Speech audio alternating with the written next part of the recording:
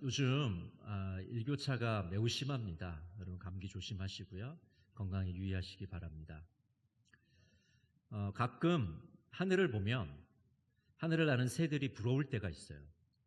그 파란 하늘을 나는 새들이 너무나도 여유가 있고 자유로워 보이기 때문입니다. 그래서 어느 시인은 이렇게 묘사하기도 했습니다. 날개를 활짝 펴고 창공을 나는 새는 무거운 짐 없이 하늘 높이 난다. 나도 저 새와 같이 가벼운 몸짓으로 날고 싶다. 자유롭게 날개를 활짝 펴고 하늘을 비상하는 어미새가 되고 싶다. 여러분 어떠세요? 자유롭게 파란 하늘을 날고 싶지 않으십니까? 새가 하늘을 날 수 있는 것은 날개가 있기 때문이죠.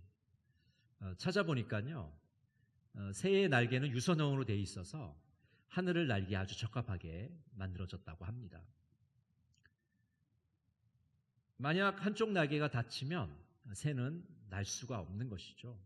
이 두 날개가 있어야 새는 날 수가 있습니다. 우리 신앙생활도 마찬가지입니다. 한쪽 날개로는 날 수가 없어요. 이 두 날개가 있어야만 신앙의 창공을 날 수가 있습니다. 오늘 본문 말씀을 통해서 하나님의 음성을 듣기를 간절히 원합니다. 우리 그리스도인들은 하나님의 부르심을 받았습니다. 하나님의 소유가 되었습니다. 하나님의 손과 발이 되어서 이 세상 가운데 하나님의 일을 수행하는 사람들입니다.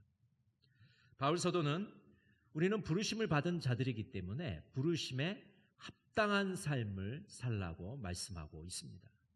그래서 오늘 본문에 보면 합당한 삶을 살기 위해서 겸손과 온유, 오래 참음, 이해, 평화의 삶을 살아야 함을 말씀하고 있습니다.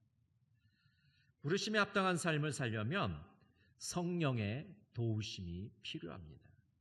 성령께서 교회를 하나 되게 하시기 때문입니다. 성령께서 교회를 통일되게 하시기 때문입니다. 교회는 한 몸입니다.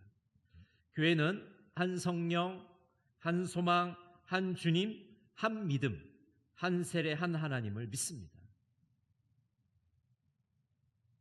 하나가 된 공동체이기에 우리가 고백하는 것도 하나인 것이죠. 성령께서 교회를 하나 되게 하시고 성도들은 그것을 유지할 책임이 있습니다. 우리 오늘 본문 4장 3절 말씀 같이 한번 읽어볼까요? 평안에 매는 줄로 성령이 하나 되게 하신 것을 힘써 지키라. 세 번역으로 읽어드리겠습니다. 성령이 여러분을 평화의 띠로 묶어서 하나가 되게 해주신 것을 힘써 지키십시오. 성령께서는 우리를 하나가 되게 만드십니다. 우리 성도들이 이제 해야 될 일은 그 하나 되게 하신 것을 힘써 지켜나가는 일입니다.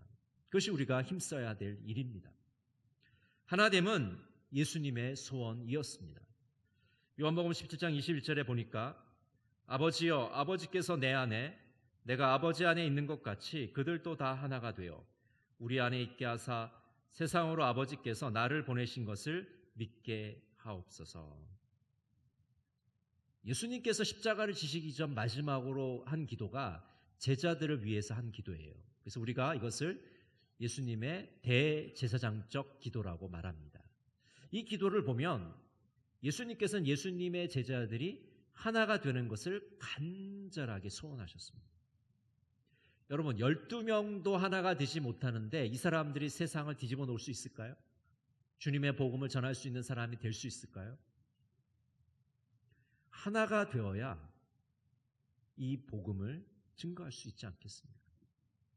그런데 17장에 보면 예수님의 제자들만 위해서 예수님이 기도하시는 것이 아니라 제자들의 제자, 제자들의 제자, 제자들을 위해서도 기도하고 계시는 것을 볼 수가 있어요. 그러니까 우리 자신을 위해서도 오늘 예수님이 기도하고 계신다는 거죠. 하나가 되게 해주소서. 이것이 예수님의 간절한 소원이었습니다. 교회는 그리스도의 몸입니다. 그리스도인들은 한 몸에 속하는 지체들입니다. 그래서 우리는 머리 대신 예수 그리스도의 지시를 받아서 살아가는 사람들입니다. 에베소서 1장 22절에 보면 이렇게 말씀합니다. 또 만물을 그의 발 아래 복종하게 하시고 그를 만물 위의 교회의 머리로 삼으셨느니라. 그리스도인들은 머리의 지시를 따르는 사람입니다. 여러분, 우리가 이 뇌의 지시를 따라서 살아가고 있지 않습니까? 마찬가지로 우리 교회는 예수님이라는 이 머리의 지시를 받고 살아가는 그런 공동체인 것이죠. 그래서 우리는 머리의 지시를 따르면서 한 몸으로 서로를 고백하면서 살아가는 공동체입니다. 그렇기 때문에 두 날개로 날아야 되는 그런 공동체입니다. 오른손과 왼손이 있는데요. 이 두 손 중에 한 손이 없어지면 굉장히 불편해집니다. 삶이 힘들어지잖아요. 교회도 마찬가지로 오른쪽 날개와 왼쪽 날개가 있어야만 우리는 건강하고 성숙한 신앙생활을 할 수가 있습니다. 먼저 첫 번째 날개는 뭐냐 하면 바로 복음의 날개입니다. 이것을 우리가 이제 영어로 보통 에반젤리칼이라고 부르죠. 그리스도의 복음을 최우선으로 하는 것입니다. 우리 로마서 1장 16절 같이 한번 읽어보겠습니다. 내가 복음을 부끄러워하지 아니하노니 이 복음은 모든 믿는 자에게 구원을 주시는 하나님의 능력이 됨이라. 먼저는 유대인에게요 그리고 헬라인에게로다. 복음은 구원의 능력이 있습니다. 우리가 복음을 듣고 복음을 믿음으로써 우리는 구원의 선물을 받게 되는 것이죠. 포사이드는 이렇게 말합니다. 기독교는 우리가 만든 희생제사가 아니라 우리가 믿는 희생제사이다. 우리가 획득하는 승리가 아니라 우리가 물려받은 승리다. 이것이 복음적 원리이다. 쉽게 말하면 우리의 업적이나 우리의 공로로 우리가 구원받는 것이 아니라는 겁니다. 예수님께서 십자가에 못 박혀 돌아가셨기 때문에 우리가 구원을 얻을 수 있었다는 겁니다. 승리할 수 있었다고 말하고 있는 것입니다. 칼바르트는 이렇게 말합니다. 복음주의는 성경으로 직접 돌아감으로써 16세기 종교개혁 시대에 새롭게 들려진 예수 그리스도의 복음에 초점을 두는 것을 의미한다. 여러분, 16세기 종교개혁자들은 어떻게 종교개혁을 했습니까? 그 당시 중세 가톨릭 교회가 복음을 너무나도 희미하게 만들어버렸기 때문에 복음의 그 선명성을 흐리게 만들었기 때문에 성경을 연구하면서 복음을 재발견한 것입니다. 복음이 없어서 문제가 아니라 복음이 제대로 증거되지 못했기 때문에 드러나지 못했기 때문에 종교개혁자들은 복음이 우리 신앙생활에 가장 중요한 것이라는 것을 강조하기 시작했던 겁니다. 성경을 공부하니까 자연스럽게 복음에 대해서 재발견을 한 것이죠. 그래서 건강하고 성숙한 신앙생활을 하려면 이 복음의 날개로 날아야 됩니다. 이 복음에서 우리가 중요한 두 가지 강조점이 있어요. 첫 번째 강조점은 바로 죄 용서의 경험입니다. 우리가 복음을 생각할 때 주님께로부터 우리가 죄 용서받았음을 고백하고 확신할 때 우리는 건강하고 즐거운 신앙생활을 해 나갈 수가 있습니다. 히브리서 9장 12절은 이렇게 말씀합니다. 염소와 송아지의 피로 하지 아니하고 오직 자기의 피로 영원한 속죄를 이루사 단번에 성소에 들어가셨느니라. 여러분, 우리가 죄 용서를 받게 되는 것은 인간의 노력으로 되는 것이 아닙니다. 돈이 아무리 많아도요 죄 용서를 받을 수 없어요. 우리가 도덕적으로 결단을 한다고 해서 죄 용서 받을 수 있는 거 아닙니다. 예수 그리스도의 보혈의 피 외에는 죄 용서를 받을 수 있는 길이 없습니다. 예수님이 우리를 위해서 대신 죽으셨기 때문에 우리는 죄 용서를 받을 수 있는 것이죠. 이제 우리는 죄 용서를 받았기 때문에 예수 안에 있는 자들은 정말 그 죄책감에서 벗어나서 정말 기쁘고 자유롭게 살아갈 수 있게 된 것입니다. 두 번째로 복음은 구원의 확신을 강조합니다. 이 구원의 확신은 성령님의 도움을 받아야만 우리는 이 확신에 이를 수가 있습니다. 로마서 8장 14절 15절은 이렇게 말씀합니다. 무릇 하나님의 영으로 인도함을 받는 사람은 곧 하나님의 아들이라. 너희는 다시 무서워하는 종의 영을 받지 아니하고 양자의 영을 받았으므로 우리가 아빠 아버지라고 부르짖느니라. 성령님께서 우리 구원의 보증이 되신다고 말씀합니다. 우리가 월세방을 얻으려면 보증금이 필요한 것처럼 우리의 구원을 누가 담보하시느냐? 바로 성령님께서 담보하세요. 그래서 우리가 성령님의 능력을 통해서 하나님을 아버지라, 하나님을 아빠라 부를 수 있는 것이고, 그 성령님의 도우심을 받아서 우리가 하나님의 아들과 딸이, 하나님의 자녀가 되는 것입니다. 그래서 이 구원은 우리의 감정과 기분에, 우리의 신념과 소신에 있는 것이 아니라 바로 성령님의 능력에 이 구원의 보장이 달려 있는 것입니다. 두 번째 교회의 날개는 무엇일까요? 그것은 연합의 날개입니다. 일치의 날개입니다. 하나됨의 날개입니다. 우리가 보통 이것을 에큐메니칼이라고 부르죠. 에큐메니칼 운동은 신앙의 경계를 넘어서서 하나됨을 추구합니다. 세계 교회들이 하나 되어 하나님께 영광 돌리기를 소원합니다. 서로의 차이를 존중하면서 공통된 신앙을 바탕으로 협력하기를 원합니다. 그래서 이런 말이 있습니다. 대화가 대화를 만든다. 앞의 대화는 서로 이야기를 주고받는 겁니다. 뒤의 대화는 큰 대자, 화평할 화자를 써서 큰 평화를 말합니다. 대화를 통해서 서로 주고받음을 통해서 큰 화평을 이루어가는 것이죠. 서로 세워주고 서로 존중할 때 우리가 화평에 이를 수가 있습니다. 우리 한국 사람들은 다름이 틀림이라고 생각하는 경향이 있습니다. 이 서양 사람들을 보면요, 서로 이 다르다는 것을 인정해 주는 분위기예요. 근데 우리 한국 사람들은 다른 것을 좀 용납하지 못해요. 그래서 굉장히 획일적입니다. 그래서 유행하는 옷을 입어야 되고 유행하는 그런 행동을 해야지, 거기서 만약 이제 제외가 되면, 열애가 되면 굉장히 뒤처지는 느낌을 갖게 됩니다. 근데 여러분, 다르다는 것은 틀린 게 아닙니다. 다른 건 그냥 다른 거죠. 예를 들어서 회의를 하는데 나와 다른 의견을 다른 사람이 냈어요. 우리가 어떻게 받아들여야 됩니까? 아니, 감히 나와 다른 의견을 내? 이제부터 너는 나의 적이야. 이렇게 받아들이겠습니까? 아니에요. 나와 다른 의견을 냈으면, 아, 저분은 저렇게 생각하는구나. 우리 조금 더 양보하고 이야기를 나누면서 조정하고 협력을 좀 했으면 좋겠습니다. 이렇게 접근을 해야 되는 것이죠. 이것이 바로 연합의 날개로 나는 것입니다.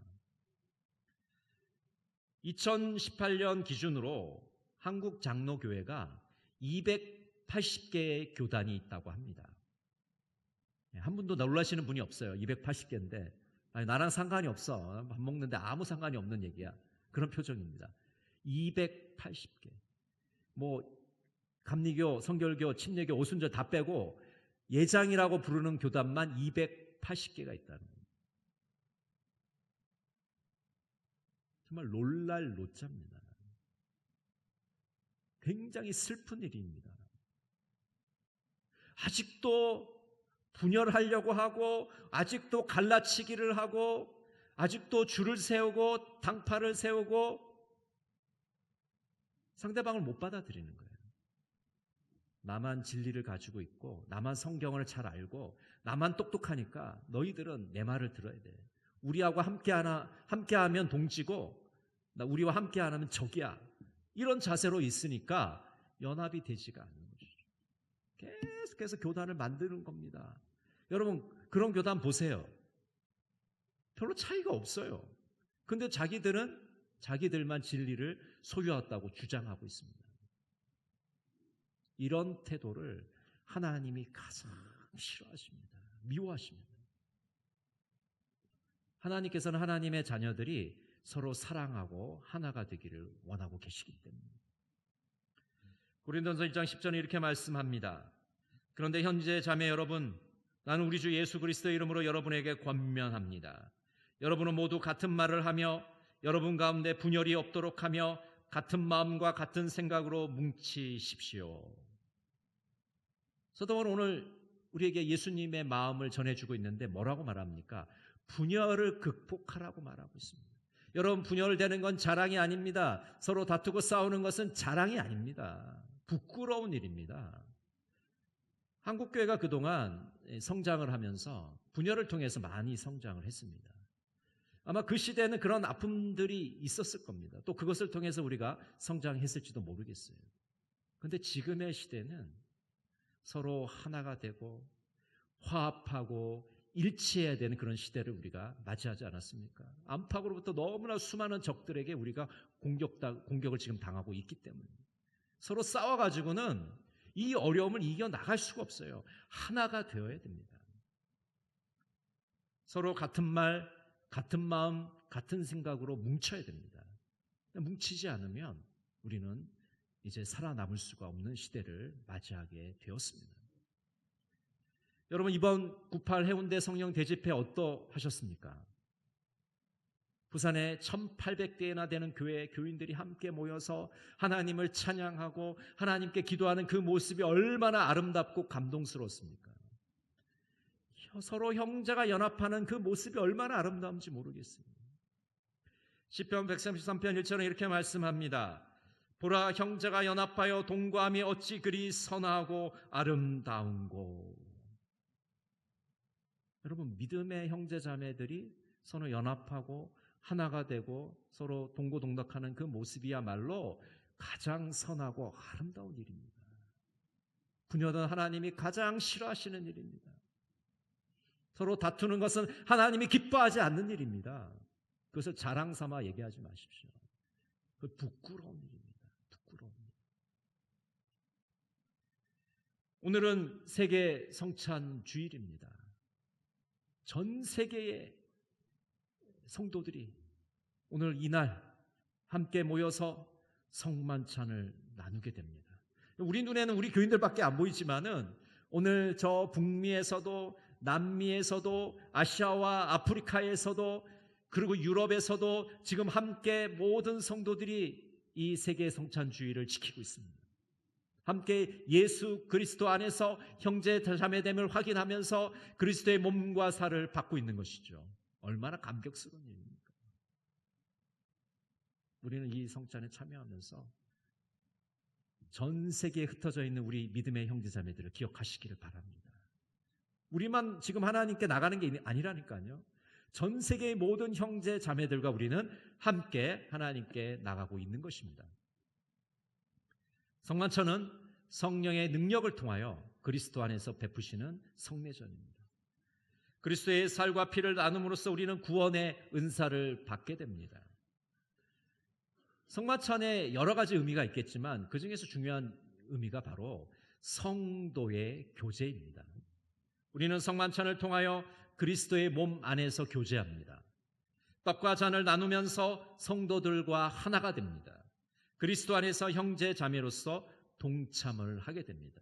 그래서 우리가 성만찬을 하면서 우리가 그리스도 안에서 형제 자매가 되었다는 것을 확인하는 시간이 바로 이 시간입니다.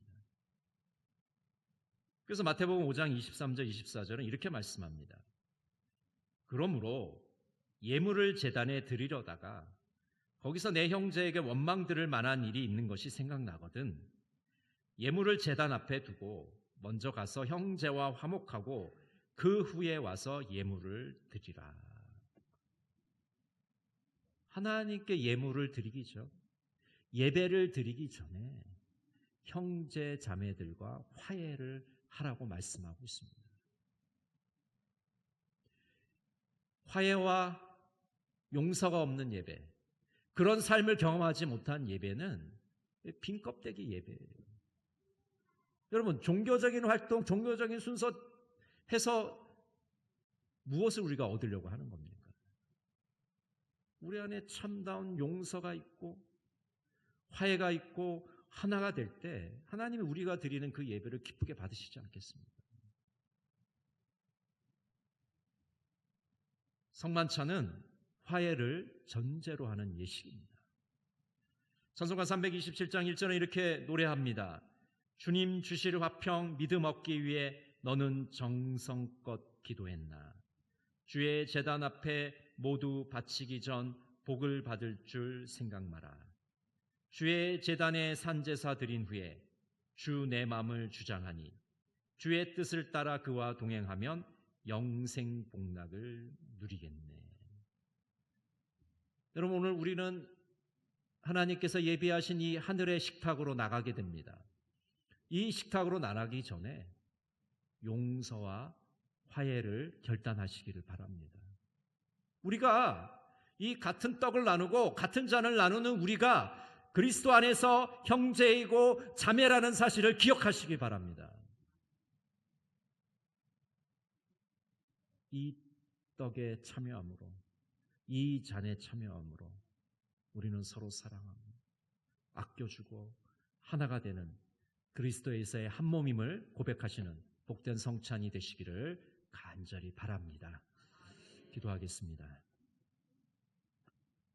사랑의 하나님, 한국교회가 복음에서 멀어져 있고 분열과 다툼으로 시끄럽습니다. 두 날개로 날게 하여 주시옵소서. 복음을 붙잡게 하시고 연합과 일치의 자리로 나아가게 하여 주시옵소서. 예수님의 이름으로 기도드립니다.